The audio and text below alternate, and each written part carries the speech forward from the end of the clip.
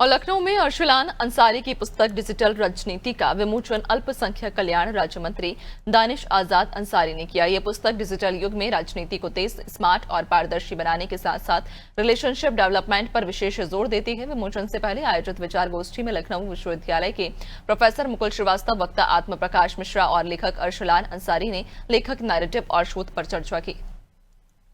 उत्तर प्रदेश सरकार के मंत्री दानिश आजाद अंसारी आज एक डिजिटल राजनीति नामक एआई पर आधारित पुस्तक के विमोचन में आए, हमारे साथ मौजूद है।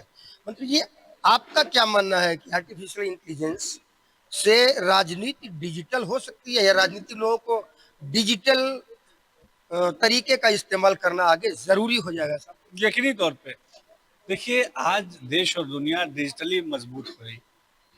हमारे नेता प्रधानमंत्री नरेंद्र मोदी जी ने डिजिटल इंडिया का सपना देखा है। हमारे मुख्यमंत्री योगी आदित्यनाथ जी ने डिजिटल उत्तर प्रदेश का सपना देखा है। राजनीतिक क्षेत्र में का डिजिटलाइजेशन बहुत जरूरी है। ये हमारे राजनीतिक जो राजनीतिक हमारी चीजें हैं, ये हमारे जो राजनीतिक जो हमारे अप्रोच उसको और आगे तक ले जाने में काम आएगा। हम ज्यादा से ज्यादा लोगों से कनेक्ट होके और इफेक्टिवली जनता की सेवा के लिए काम कर पाएंगे। जनता के से विकास से जो मुद्दे हैं वो हमको आसानी से मिलेंगे, अवेलेबल होंगे और हम इफेक्टिवली उसको ग्राउंड लेवल पे काम कर पाएंगे। डिजिटली हम पावरफुल होंगे तो हमारी रीच भी बढ़ेगी, हमारे काम की एफिशिएंसी भी बढ़ेगी और हमारे काम का रिजल्ट भी बढ़ेगा। यानी कल तक जैसे कोर लोग होते थे राजनेताओं के साथ में, आप सोशल मीडिया मैनेजर होंगे कोर पर्सन?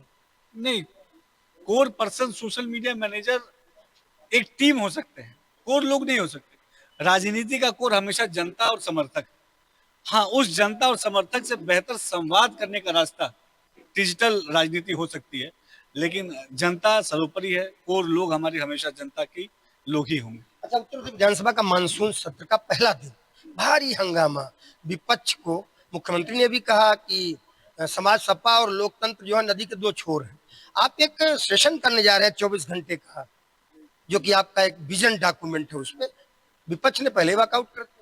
क्योंकि विपक्ष को डेवलपमेंट की बात समझ में नहीं आती। विपक्ष और डेवलपमेंट, जैसे बताया ना कि जैसे माननीय मुख्यमंत्री जी ने बताया, तो वैसे विपक्ष और डेवलपमेंट ये भी नदी के दो छोर है। एक तरफ विपक्ष है, दूसरी तरफ डेवलपमेंट।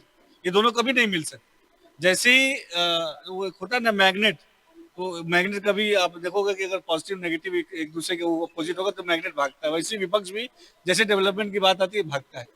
अगर विपक्ष को उत्तर प्रदेश की वाकई चिंता है तो सत्र को चलाना चाहिए, सार्थक चर्चाएं करनी चाहिए और किस तरीके से हमारा प्रदेश डेवलप हो, इसके बारे में चर्चा करनी चाहिए।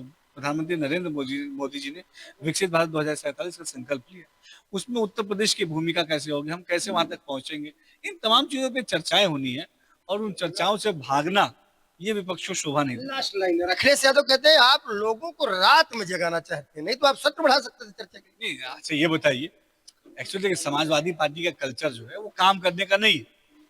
उनको बंद एसी कमरों में बैठना उनको आनंद देता है। जनता ने हमें नेता इसीलिए बनाया कि हम जनता की सेवा के लिए 24 घंटे 7 दिन काम करें। और अगर विधानसभा का सत्र 24 घंटा चल रहा है तो थोड़ा सा आप अपने शरीर को तकलीफ दीजिए जनता के लिए। विधानसभा का सत्र चल रहा है, विधानसभा में जनता के विकास के लिए चर्चाएं होंगी। 24 घंटे तो बहुत कम है। मुझे लगता है, मैं फिर अपील करूंगा माननीय मुख्यमंत्री से कि जो एक बार 36 घंटे का हुआ उस तरह का फिर से होना चाहिए। मंत्री दानिश आजाद अंसारी उन्होंने साफ कहा कि उत्तर प्रदेश के डेवलपमेंट की जिम्मेदारी पक्ष विपक्ष दोनों की है, उत्तर प्रदेश की जनता का ही दोनों के जिम्मे है। 24 घंटे के सत्र को उन्हें कम लग रहा है, उन्हें लगता है कि 36 घंटे का सत्र होना ही चाहिए जनता के हितों पर बात करनी। पुस्तक विमोचन में मंत्री से हमने जो कुछ पूछा, उन्होंने अपना जवाब दिया, सही किया और गलत किया आप तय करें कि लोकतंत्र में जनता ही जनार्दन। जर्नलिस्ट कुलदीप प्रसाद, अमरेंद्र।